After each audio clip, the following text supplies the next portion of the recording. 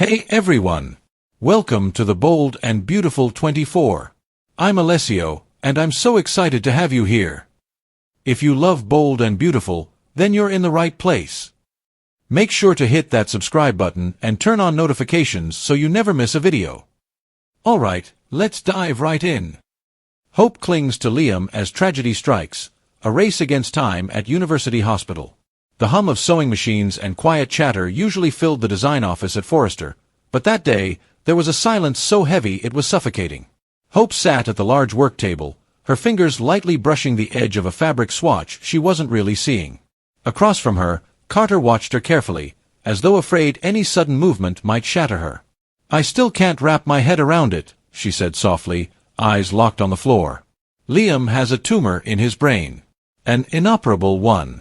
How do you even begin to process something like that?" Carter exhaled slowly.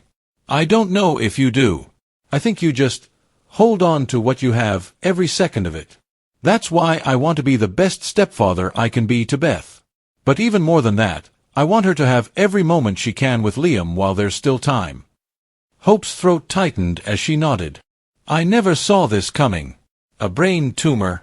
It sounds like something from a bad soap opera, not our life." Carter's jaw clenched. "If it were me, I'd be furious. To know you have a deadline you didn't choose. It'd feel like your life was stolen from you." Hope blinked rapidly, trying to hold back tears. "Liam doesn't deserve this. He's so selfless. Always thinking of others before himself. It's just cruel." "I don't think Bill ever appreciated that about him," Carter added. "He's always been so focused on strength and power. But Liam's strength, it's quieter. It's real." Hope gave a soft, sad smile. "I'm just glad Beth has some of his goodness in her. She's going to need that strength." Her voice broke, and she looked away. "I want her to remember her dad as the man who loved her more than anything. The man who tried to give her every good part of himself before he had to go." Carter reached for her hand, giving it a gentle squeeze. "She'll remember, Hope. Because of you. Because you'll make sure she does." Hope closed her eyes. "It's just saying goodbye. It's going to break her. It's already breaking me. And what if that goodbye is closer than we think?" Blood on the floorboards. The peace that usually surrounded the beach house had shattered. Sirens wailed in the distance. Red and blue lights flickered across the sand outside.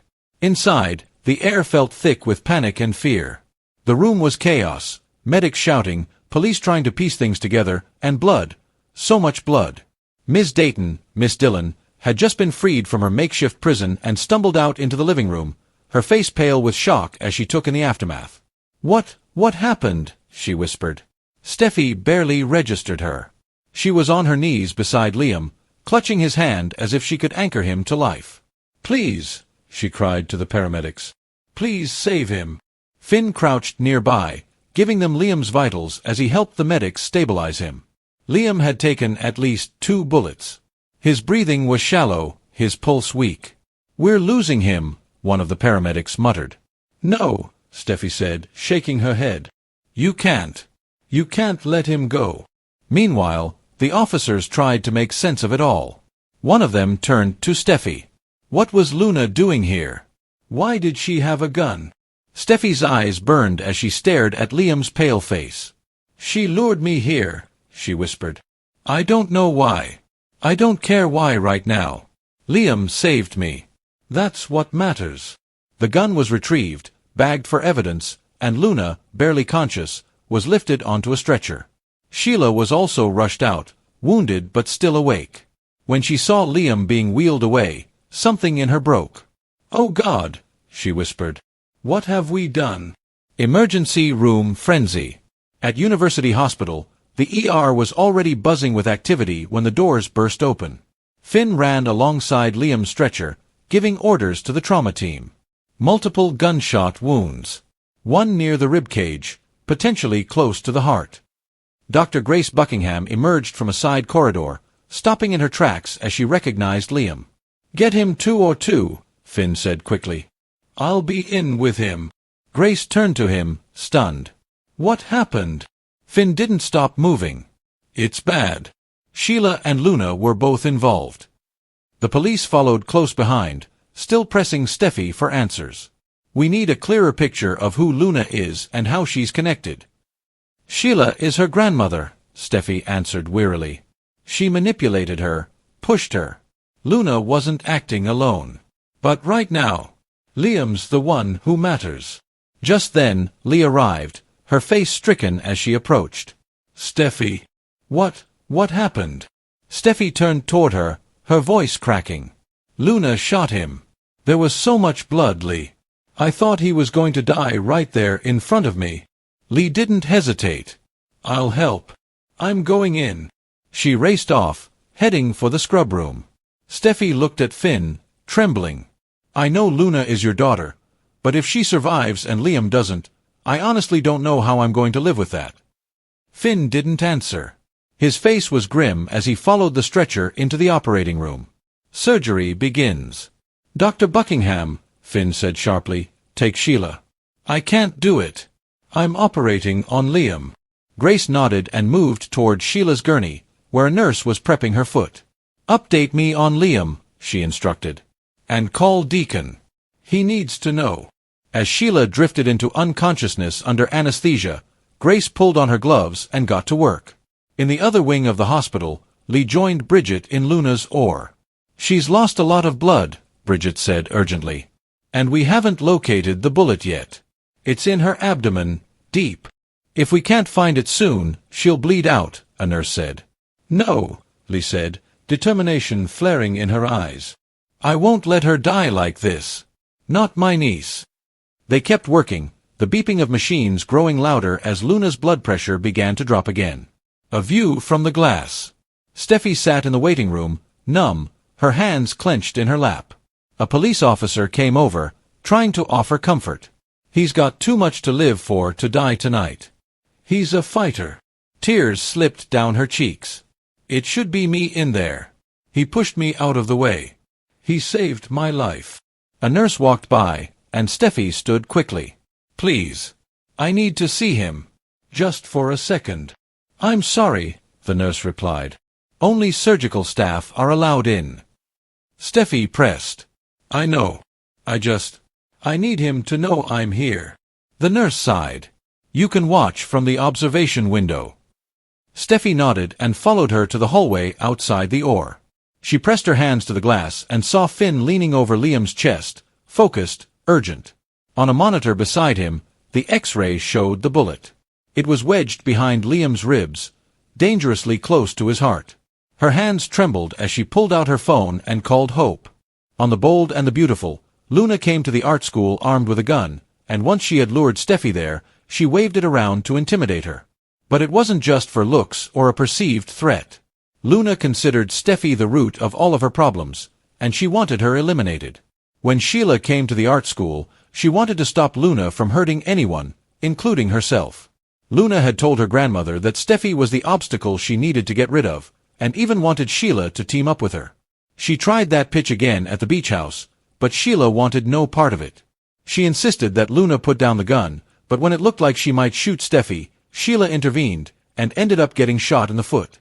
Steffi tried to tend to Sheila's wound, but Luna wouldn't let her. And she most certainly prevented her from calling for help. You got shot in the foot, Grandma. It's not like you're going to die, Luna said with an eye roll. But what if she did? We know from the spoilers that someone is going to die, and 3 people have taken a bullet from Luna's gun, including Luna herself. Who's it going to be? Liam seems like the most obvious choice to die, although most fans seem to be throwing their vote Luna's way as the most deserving. When Liam burst into the classroom, he tried taking the gun from Luna as well to save Steffi, and ended up getting shot in the chest. In real life, a close-range point-blank shot like that would have been near impossible to survive. But this is fake LA, and anything is possible. Including Liam getting a burst of adrenaline and being able to jump back up despite his bullet wound to take the gun away from Luna.